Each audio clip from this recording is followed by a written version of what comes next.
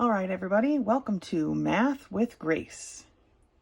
Today we're going to be going through Algebra, Unit 1, Lessons 11 through 15.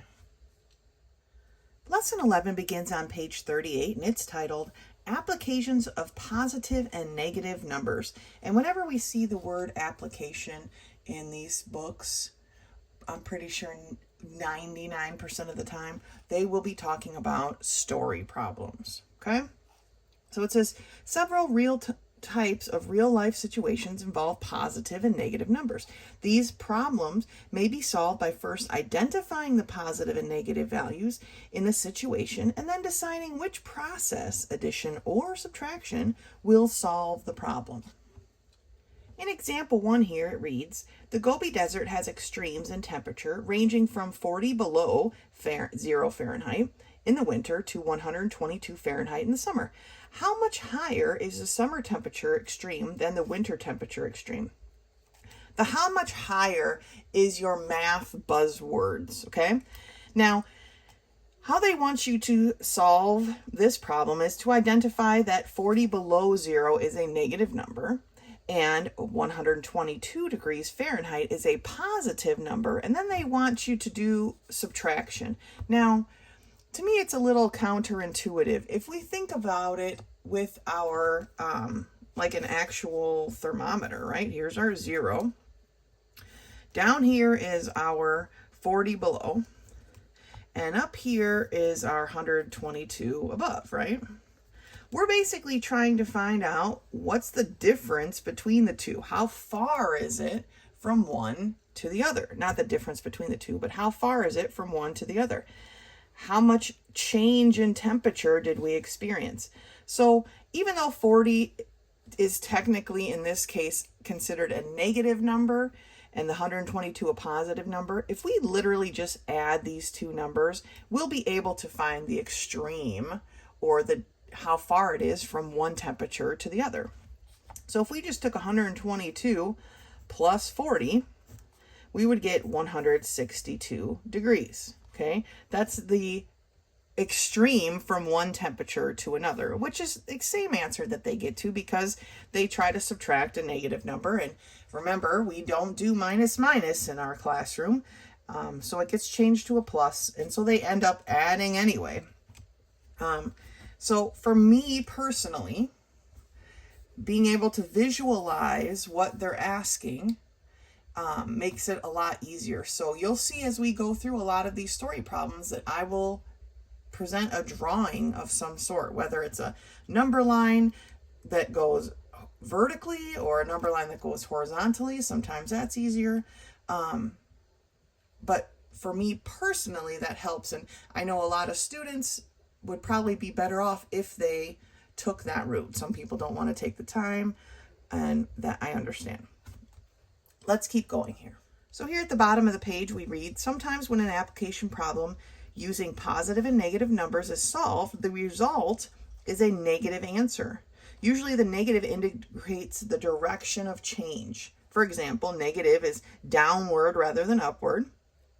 The answer should be reported with a positive number and a word added to the answer that indicates a negative direction, okay? So we're not always going to use the negative number, but we're going to use wording that represents that. And you'll see here at the next example what they mean by that. And it says, usually problems that use subtraction have a beginning value and an ending value. When this is the case, determine the value for each and use this pattern, which is kind of what they did for this example. All right. So let's take a look at these other examples on the next page. Example 2 at the top of page 39 reads, a diver has descended from his boat to a depth of 7 feet below the surface of a lake. He sees a small fishing boat he needs to recover at the lake bottom, which is another 31 feet below the surface. How much farther must the diver descend to attach his boat winch cable to the sunken craft? So again, here's my boat, right? Here's my water. He dives down 7 feet, okay? Then he needs to dive down to a total of 31 feet. So we're looking for this distance here. how much farther must he go to reach this other boat? We'll draw this boat upside down. Okay, how much farther must he go? Well, obviously, the values are both considered negative, right? He's negative 7 feet from his boat. He went down 7 feet from his boat. He needs to go down another, or a total of 31 feet. And so then they subtract. But if we look at this drawing, okay, we can see that to get the distance from 7 here, feet below, to 31 feet below, if we just take the 31 minus 7, okay, the boat is a total, the sunken boat is a total of 31 feet.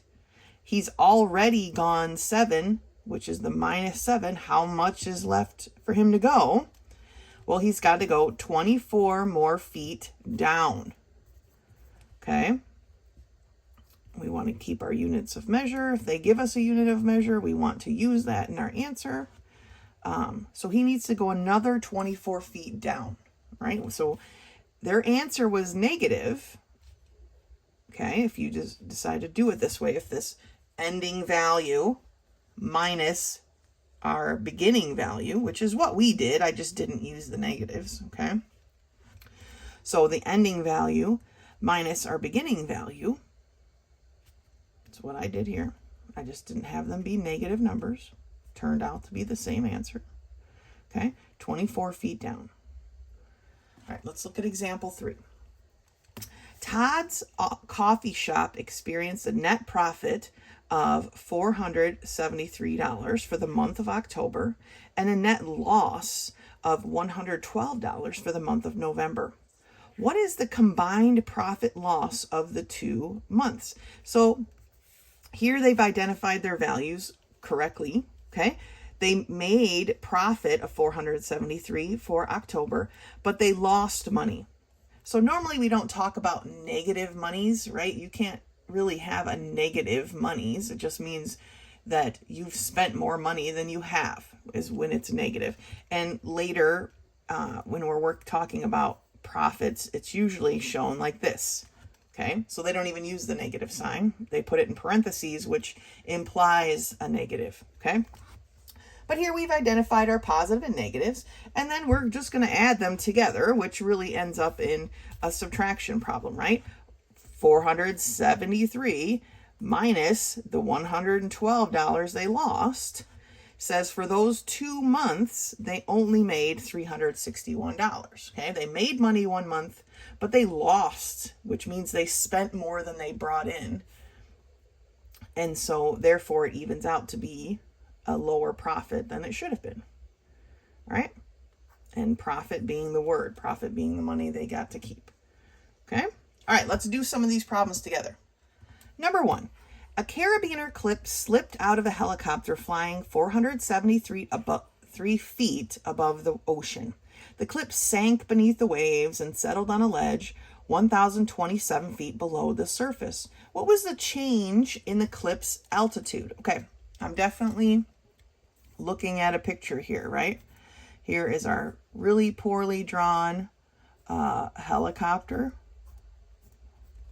Okay, it drops the carabiner clip and it falls into the ocean. Okay, this fall right here was 473 feet. Okay, it lands on this ledge down here, obviously not drawn to scale because I don't have that much room, but it lands on this ledge that is another 1,027 feet below the surface of the ocean. Now, based on how they solve some of these problems, they would want you to use this as a negative number, right? They want you to use this as a negative number. This is a positive number. You are going to subtract them from each other. So it'd be negative 1,027 minus a positive 473. And then you would write it, even though your answer would be negative, right? You would write it with those words that mean that it went down, okay? But if we think about it, we really just need to add. And you might be wondering, because we just want to find this entire distance, you might be wondering, Miss Howe, why do you do it different than the book? Because some people, and it's not a bad thing, but some people find this type of subtraction problem to be challenging and confusing, and they don't understand. You know, it's hard to understand how, well, that doesn't even make sense. So I try to draw it out and show it in a different way. That's all. If this made total sense to you, right on, do it. If this drawing helps represent it better for you, then that's what my job is. I'm here to teach everybody, right? So sometimes we got to learn things in a different way. So we want to know, how far did it fall until it hit that ledge? Okay, well, we're going to add 1,027 plus 473, which is both as far as it went, right? And we're going to get our answer. 3 and 7 is 0. We're going to carry the 1. 7 and 2 is 9, plus 1 is another 0. We'll carry that 1, and that makes this a 5 and a 1. So it fell a total of 1,500 feet down. Downward, down, however you want to express that, okay? For a total of 1,500 feet. All right, let's take a look at the next one, number 2. The temperature was 28 degrees Fahrenheit at 10:30 Friday evening. At 7:35 the next morning, it was -7 degrees Fahrenheit. What was the temperature change? Now, in this problem, they're throwing a whole bunch of other numbers at you that have nothing to do with the problem, right? We want this number and we want this number because it says, what was the temperature change? It doesn't matter what time it was. They are giving you those times to try to slip you up, which really I find bothersome. But let's take a look at what we have here. So here is a 0, and we could do this vertically. I guess we have room over here on this side. Here is our 0 on our thermometer, right? It started up here, the temperature, at 28 degrees. And by morning, it was down to a -7 degrees, right? They want to know what was the change in temperature.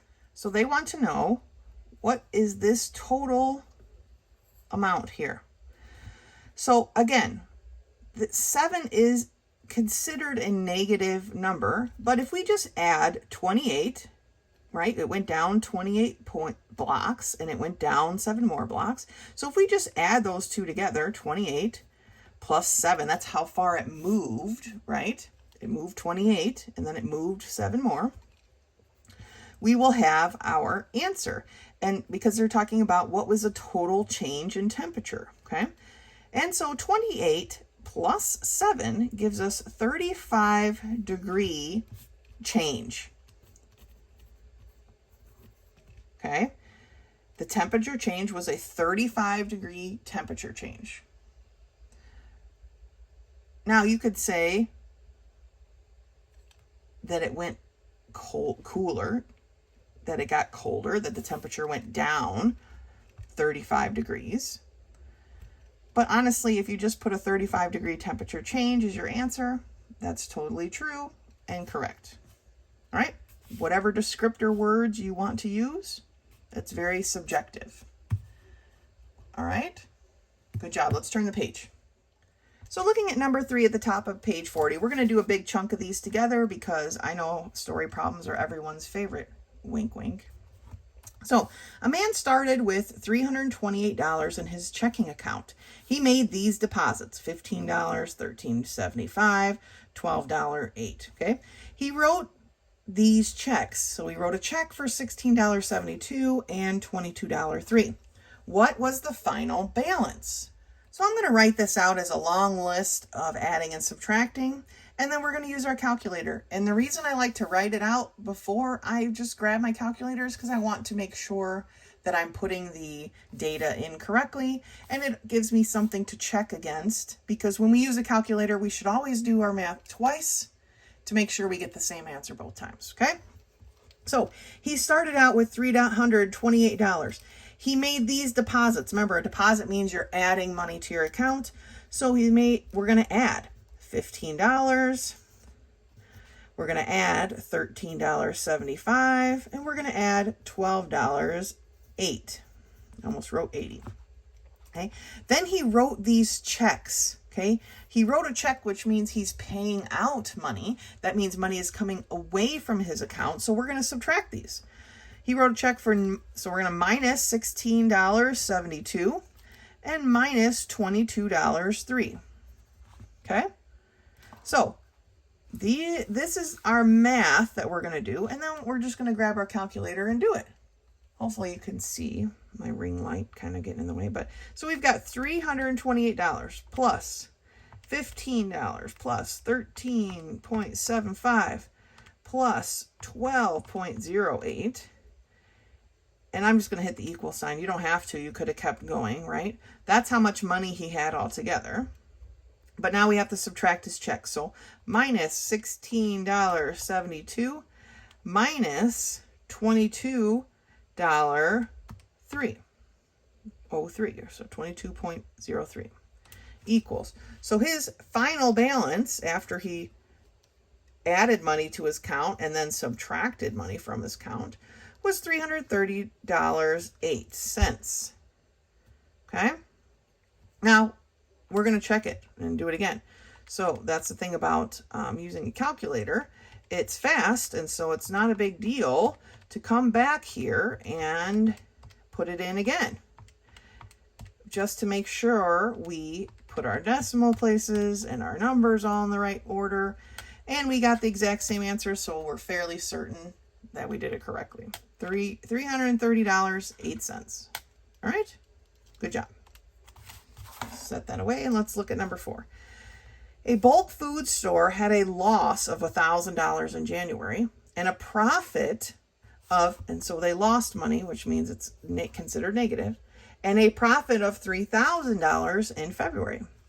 What is the difference between the profit in February and the loss in January? Now, this one's a little bit different than the last one we did, because in the last one, they were asking us what their total net profits were, right? But this, they're not. What is the difference between them? Okay, so I'm just going to use a simple number line. Here's my 0. Here's my 3,000, right? And here's my loss of $1,000 or negative. Okay, they want to know, what is this? What is the difference between them? Well, that is just an addition problem, right? We went 1,000 spaces here. Okay, and we went 3,000 spaces here. So the difference is $4,000. Now, I don't even know how you would describe that other than a $4,000 difference. Okay, because you can't really say, I mean, you could say $4,000 less. They made $4,000 less in February than they did in January. Or no, reverse that. $4,000 less in January than they did in February. But now we're talking about like writing out a whole paragraph. Let's just keep it simple. Okay? So it's a $4,000 difference. All right, next part of our application problems. Positive and negative numbers are also useful in determining passage of time with years BC and AD. So treat your years BC as negative and your years AD as positive and use the ending value minus the beginning value.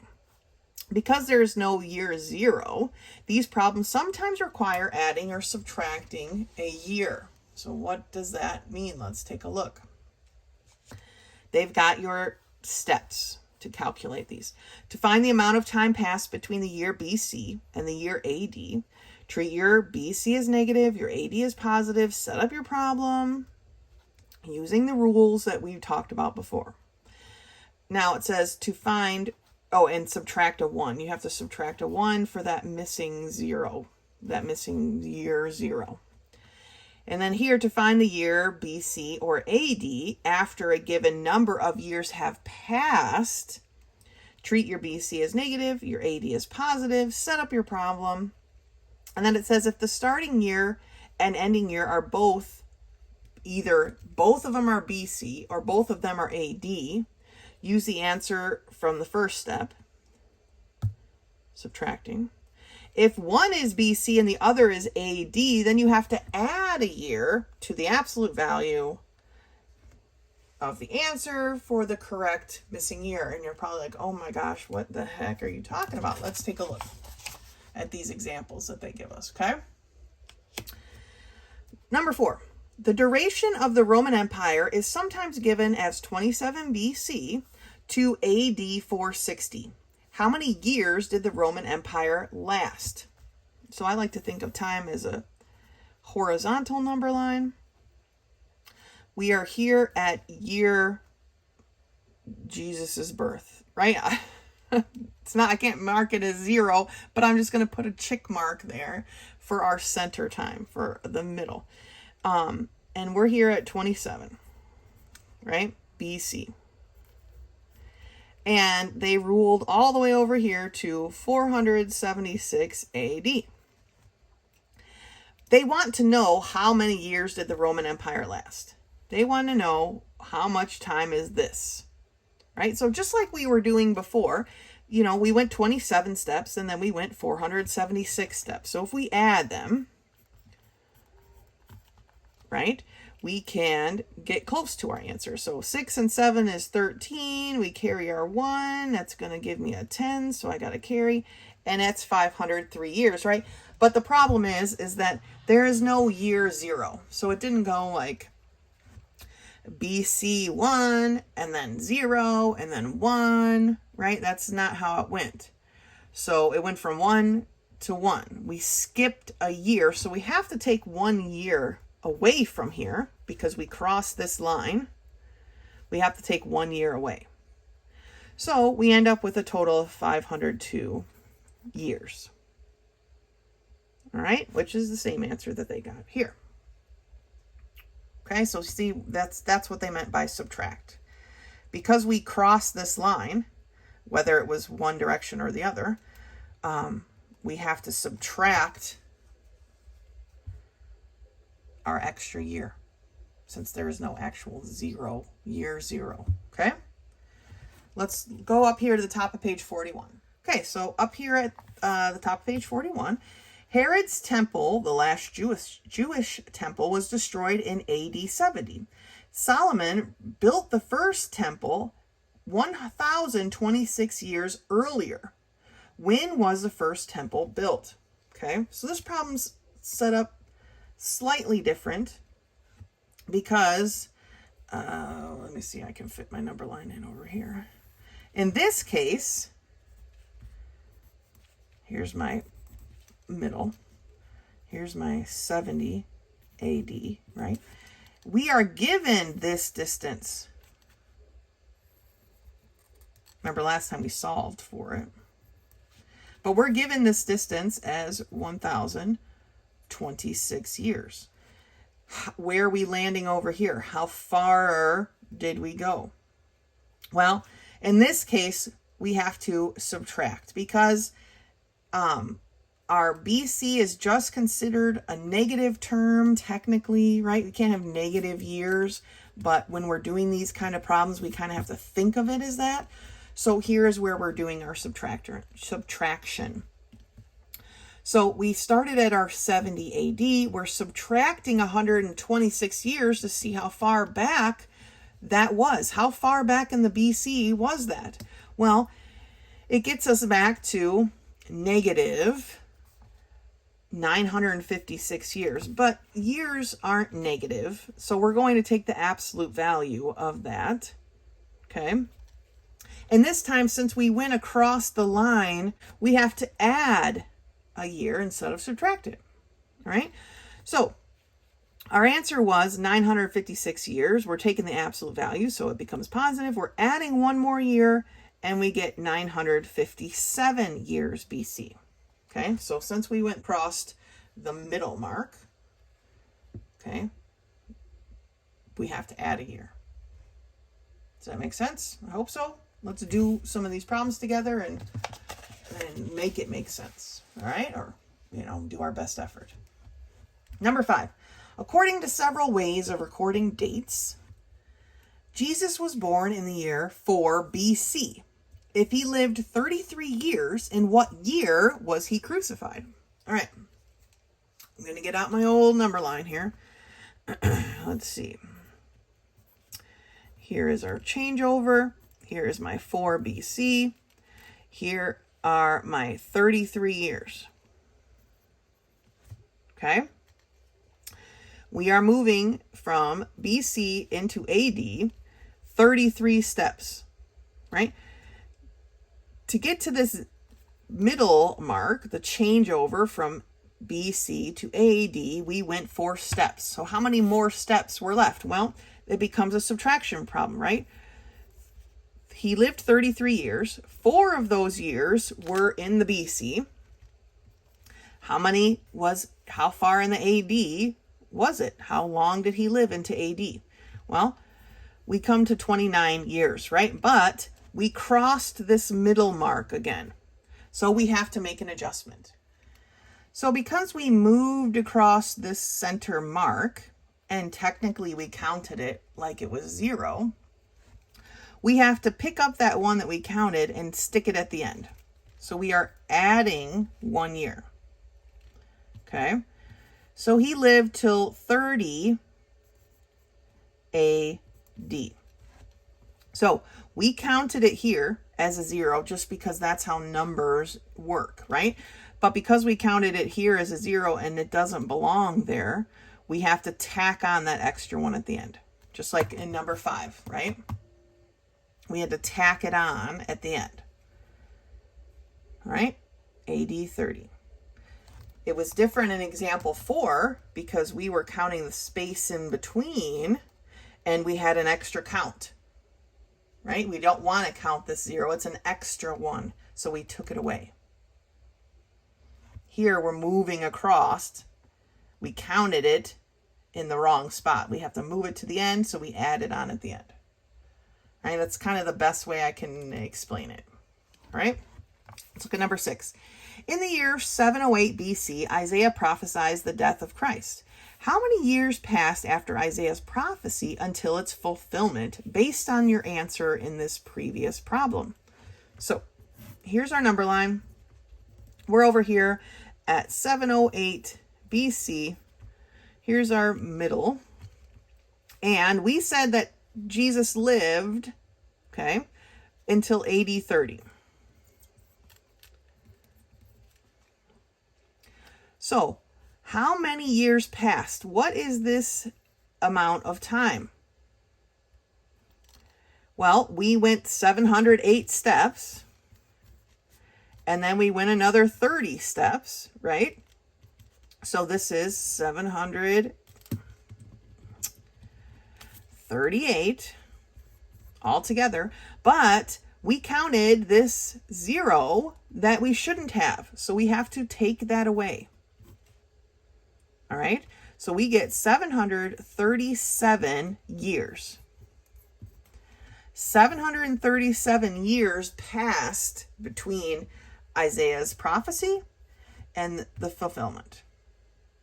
All right, so can you see kind of the difference of why we add sometimes and why we take away? Hopefully it's a little bit better explained than their steps over here.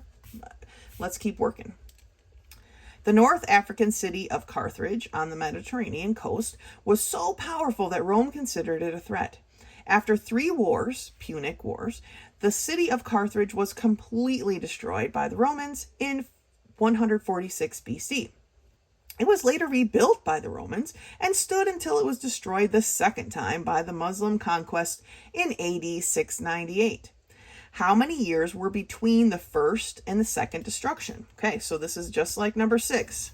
If we draw out our number line, we are over here at 146 BC. Here's our middle mark. And we went to AD 698. They want to know how many years came between these 2 wars. Okay, we went 146 steps and we went 698 steps. Okay, so we went a total of 844 steps. But again, we've counted this 0 mark where it doesn't exist. So we need to take that away.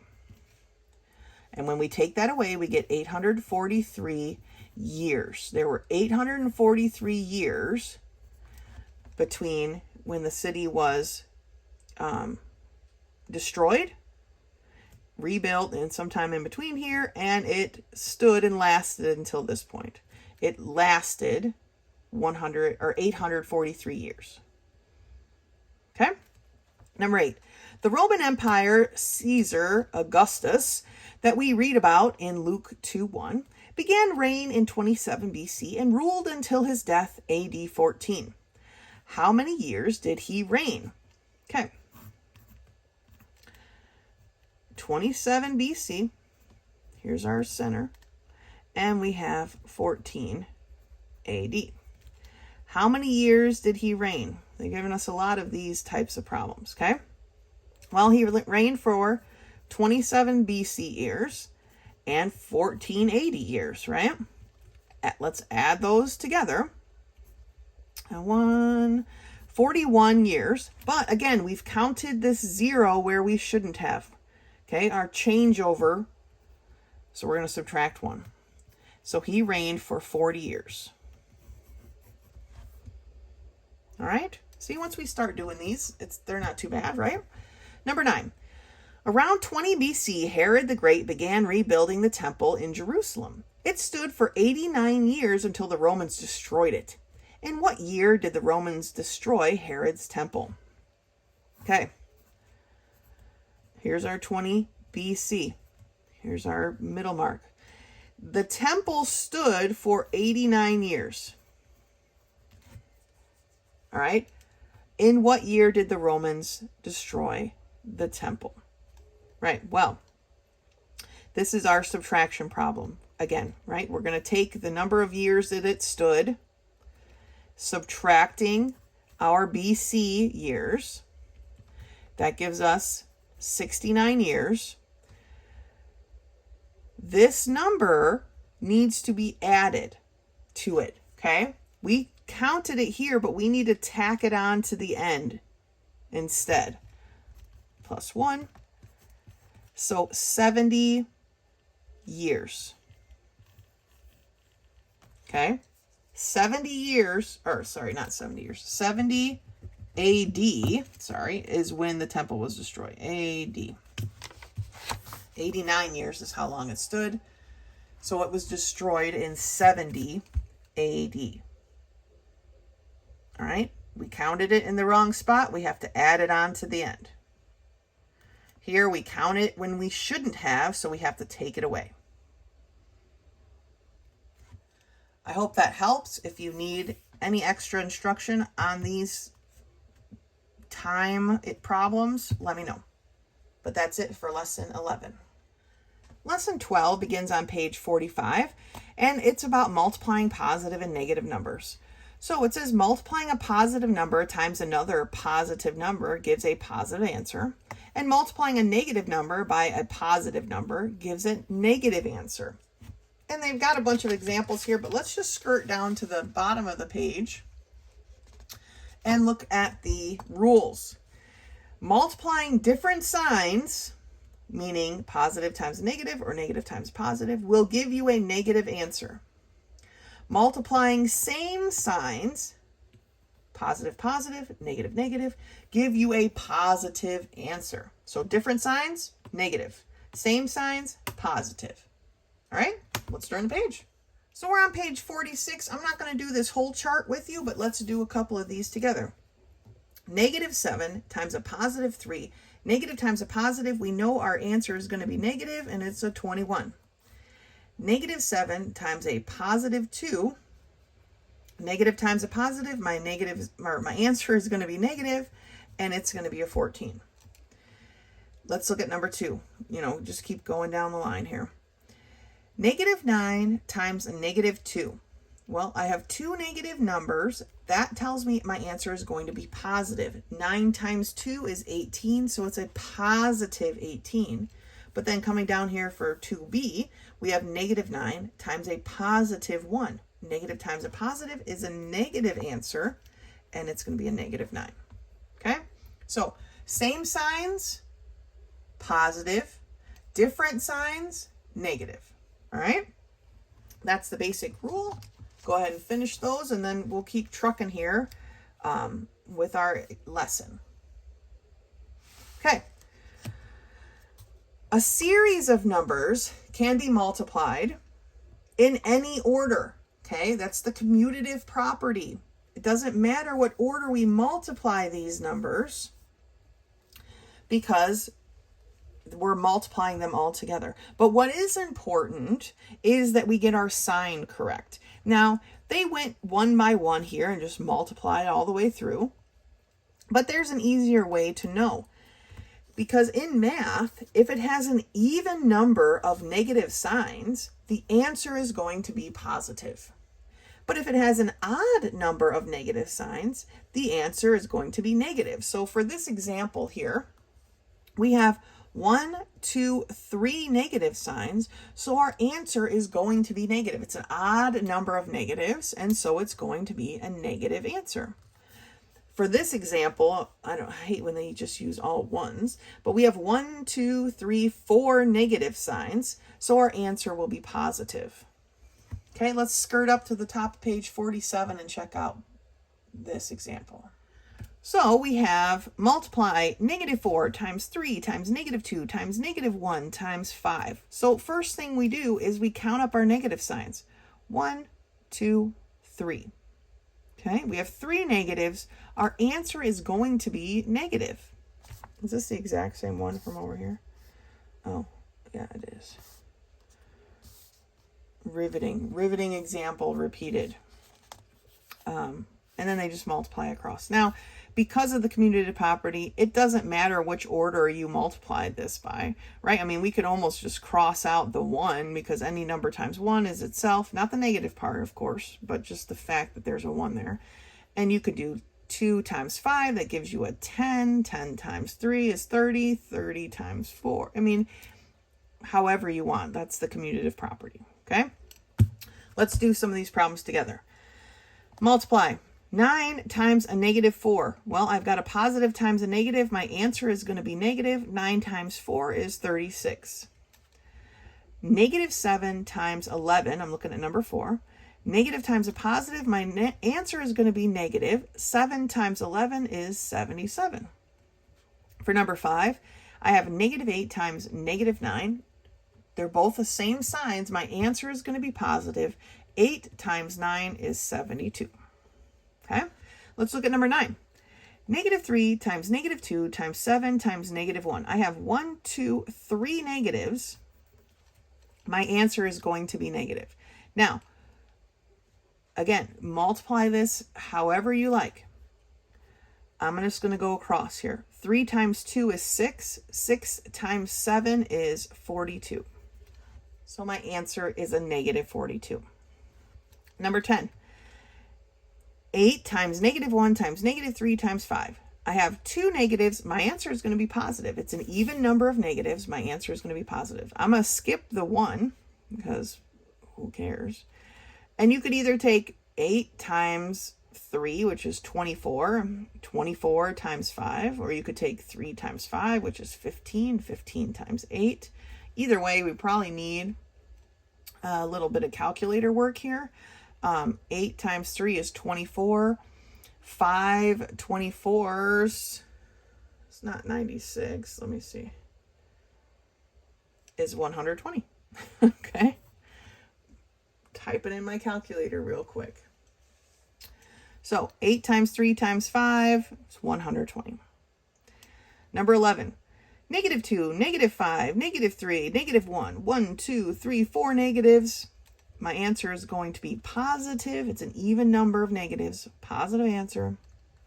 2 times 5 is 10. 10 times 3 is 30. 30 times 1 is 30 still. So, and then here we just got a whole bunch of ones. But so we need to count up our negative signs. And we have 1, 2, 3, 4, 5. Our answer is going to be a -1.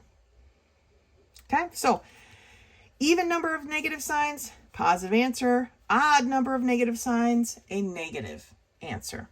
Great job. Lesson 12. Lesson 13 begins on page 50, and it's kind of a continuation of lesson 12, dividing positive and negative numbers. So the same rules apply for dividing positive and negative numbers that applied for multiplying, which we just talked about. So here are the rules. If we're dividing the same signs, it's going to be a positive answer. If we are dividing different signs, our answer is going to be negative. Straight up, all right? So let's look at dividing by 0. Surely you guys have used your calculator to divide something by 0 just to see it say error, right? So let's take a look at what that means. 0 can be divided by a number, 0 divided by 3, but a number cannot be divided by 0. We can't have 3 things divided into no groups, right? That doesn't make any sense. And it's called undefined. And no real number can be divided by 0. It just doesn't work. Their solution is undefined. You could write the word undefined, or you can write this 0 with a line through it. They mean the same thing, okay? So no real number can be divided by 0. We can't divide these 2 golf balls into 0 groups, right? It's undefined. That makes no sense. And yes, I have weird things all over my desk for those purposes. All right, so let's take a look at the top of page 51 and do some of these together.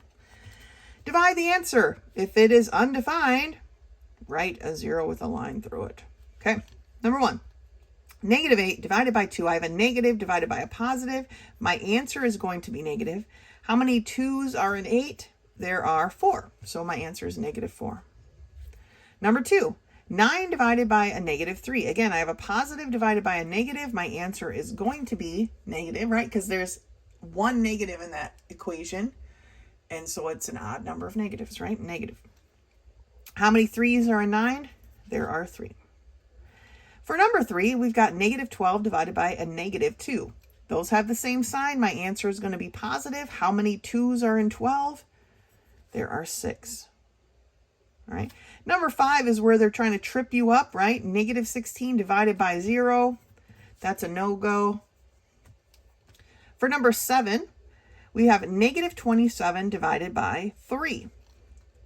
We have a negative divided by a positive. Our answer is going to be negative. How many 3's are in 27? Well, there are 9 3's in 27. Number 8, -45 divided by a -9. Same signs, positive answer. So how many 9's are in 45? There are 5. Okay? You can finish out the rest of those in the rest of lesson 13. Good job. Lesson 14 begins on page 54, and it is entitled Ratios and Percents. So we've got a 2-part lesson. A ratio is a comparison between 2 values using division. The first number of the ratio is called the antecedent, and the second number is called the consequent. Okay? When written, a ratio, it's important to keep them in the correct order. So this is the ratio of 2 to 1. This is the ratio of 2 to 1. You could also write it as 2 to 1. It can be written out in words. Ratios may be reduced to lowest terms in the same way as fractions, right? Because fraction is a ratio. However, ratios that look like improper fractions are not changed to whole or mixed numbers. Remember how we talked about this last week or the week before? Leave it as an improper fraction. Do not change it to a mixed number. It is no longer a proper representation of the ratio. Okay? To find the ratio of each part to the whole, a total must be found. Let's take a look at what that means in example 1. A community choir has 16 male and 20 female singers. Write the ratio between the 2 parts, male to female, and each part to the whole. Well, to find the whole, we have to actually add, right? And then give each ratio in its lowest terms. So the first thing it asks us to do is between the two parts. Well, males came first, so they're going to be in the numerator, and females were listed second, so they're going to be in the denominator. The males are going to be considered the antecedent, and the females the consequent, okay? And then when we write it as a fraction, which is what ratios are, we can see that they have a term in common, and therefore we can reduce 16/20ths to 4/5. So for every 4 males, there are 5 females. That's how ratios are understood, right? Well, then it wants us to give each part to the whole. Well, first we need to find out how many people altogether are in the choir class. So we have to add the number of males and females, and we find out there are 36 members of this choir group. And now we can find each part to the whole. That tells us that there are 16 out of 36 are men, and that's reduced. And 20 out of 36 are female, and that's reduced. Okay, so those are the 3 ratios we can determine from that information. Let's move on to the next page. So the top of page 55 reads, some situations use the words per to describe a relationship between 2 values. The word per means for each or for every and indicates a ratio. And they're talking about usually like miles per gallon, kilometers per hour, those types of things, miles per hour, okay? Example 2. James drove his truck 144 miles on 8 gallons of fuel. How many miles per gallon did his truck get on this trip? When we see how many miles per gallon, that tells us our per whatever is always considered to be 1. Okay? For 1 gallon, how many miles did he go? The per whatever it is, per gallon, per miles per hour, kilometers per hour, it's always the per whatever is always considered to be a 1, right? So here's our ratio. We got 144 miles on 8 gallons of fuel. Okay, so for every 144 miles he went, he used up 8 gallons. Well, now we need to divide it by 8 because we need that per to be a 1. We need the denominator, the consequent, to be a 1. And so we divide by 8. And in this case, it just happened to work out evenly. And it tells us that he got 18 miles per gallon. All right, he had 8 gallons. So we divided the whole thing by 8. And so then for every 1 gallon of gas, he went 18 miles, which is 18 miles per gallon. And you can abbreviate miles per gallon. It's fine. Okay, or miles per gallon is how it's usually written. The per is a P. Okay, the fraction, I guess we got to make this a mile then, per gallon. Otherwise it looks like meters per gram, right? It can be written like this, miles per gallon or MPG, or written out in full words, however you want to do it. Okay, those are our ratios. Let's do some of these problems together. Number 1, what is the first number of the ratio called? It is the antecedent. Okay. What is the second number called? It is the consequent. All right. Sylvia had a basket of apples and peaches containing 4 apples and, so I like to underline things, 4 apples and 10 peaches.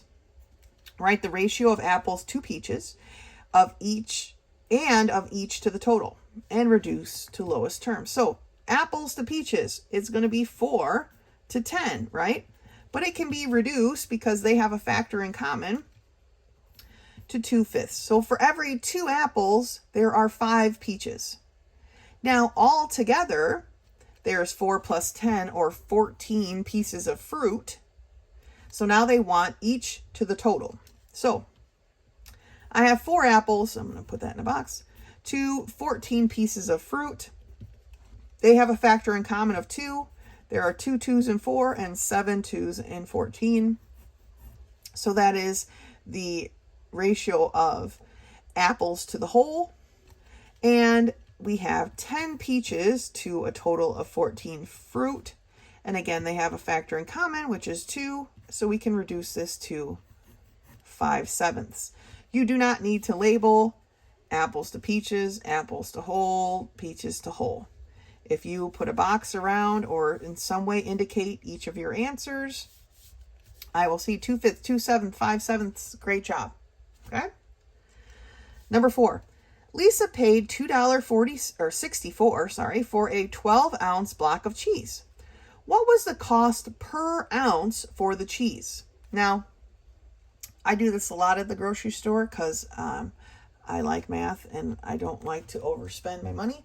And so I often calculate the cost per ounce. So I make sure that I'm getting the best price or the most amount of cheese or whatever for my money.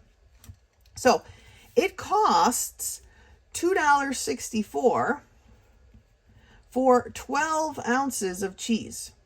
We want to know the cost per ounce of the cheese. We want this 12 to be a 1. Well, that tells us we have to divide this $2.64 by 12. So let's do that. And we see that our answer is 0.22 or 22 cents. So what is the cost per ounce of cheese? It is 0.22, or you could write 22 cents per ounce. Okay. When you put the slash, that means per. Okay. Since $22 per ounce, or sorry, 22 cents per ounce. Okay. Now you could compare that to another brand of the same cheese, but maybe that other brand comes in a 16-ounce block. And so you're like, well, how do I know which one's better? You got to kind of break it down to the same unit of measure and then compare. All right. We won't go into that right now, but I do that a lot at the grocery store all the time. Right? That's how we figure that one out. Now let's look at our percents.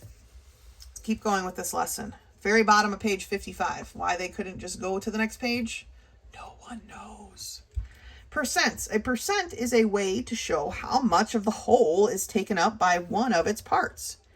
Percent means per 100. A percent is a form of ratio in which only the antecedent is written, so like the numerator part, followed by a percent sign. The consequent is always understood to be 100. And here's the example. 40% means 40 of 100. Right? So if you have 15% of 100 things, you have 15 things. Okay? 15 out of 100. All right, let's flip the page. Percents may be converted to decimals and vice versa. To change a percent to a decimal number, we move the decimal point 2 places to the left and take away the percent sign. So 33%, our decimal would have been right here. We're going to go 2 places and it's take away that percent sign. So now we have 0.33. Okay. To change a decimal to a percent, we move the decimal point 2 places to the right and place a percent sign after it. So to change 0.25 to a percent, we're going to go to the right. Bump, bump. We take away the 0 and we add the percent sign instead. And it says here that 3% problems work with 3 kinds of numbers. The whole number is called the base. The part of the whole is called the percentage. And the percent itself is called the rate. I'm not sure where we use all those words, those terms, but they're defined here in a way. They're named. So I wanted to make sure I go over that. So let's look at example 3. Mr. Green lost 20% of his pansy plants because of the unseasonable heat. He had 1,400 plants to begin with. How many did he lose? All right. He lost 20%. So here's how I like to do percents, kind of like a story problem. We need to know 20% of 1,400, right? And when we say those words, what is, this is the question they're asking, right? What is 20% of 1,400? That's what they're asking us. Well, these are all math terms that we can identify. What is a variable? We'll just call it X for now. Is, because we don't know. It says what? What? I don't know. What? I don't know. It's a variable. Is always an equal sign. Is equal. Is. It is this. They are equal. And then 20%, we want to write that as a decimal. So we are going to move our decimal place 2 spots, right? So 0.20. When we're doing mathematical operations, you have to have the decimal. The percentage is not something we can use. We have to change it to a decimal. The word of means multiplication. Always means multiplication in math. And 1,400 is 1,400. So now we've set up our equation. What is 20% of 1,400? So to find our answer, we're going to multiply these two things, which they did right here. And we determined that 280 plants were lost to the heat. Okay? So we lost 280 plants. Do not just write 280. This story problem has unit of measure, and that unit of measure is the plants. Okay, and we write the word lost instead of writing as a negative number, kind of like those other problems we did a couple lessons ago, right? When we were talking about depth and stuff. It's not a negative plants. There's no such thing as a negative plant, right? But he lost 280 plants. Okay, so let's get into some of these together and work them out. Let's work it out. Okay, number 5, write 0.4 as a percentage. All right, so we're moving our decimal 2 places. We moved it past an empty spot, so we need to add a 0 there. Annex is the word math people like to use. I don't use it often. And so we have 40%. Alex was charged 5% sales tax for his purchase. Give the decimal equivalent for 5%. Okay, our decimal is going to start here, and we're going to bop. Again, we have an empty space. We need to fill it. So it's 0.05. Okay, do not forget to fill this empty space. And then I always put a 0 before the decimal. That's just how you do it. Okay, number 7. If Alex's purchase totaled $7.20 and the sales tax was 5% of the sale, what is the amount of sales tax charged? So we're trying to determine what is, okay, we can see how we're writing this as we're saying it, 5%, so 0.05 of, which means multiplying, $7.20. Okay, that is the problem that we're solving here. What is 5% of $7.20? Now we get out our calculator. Make sure you do it twice so you know that you put your decimals in the correct spot. And the tax was 36 cents. And again, you could write it 36 cents. You could write it $0.36, however you want to write it. But they're talking about money, so we need to have a dollar value. Okay? We need to have the correct unit of measure. Number 8, when Mr. Yoder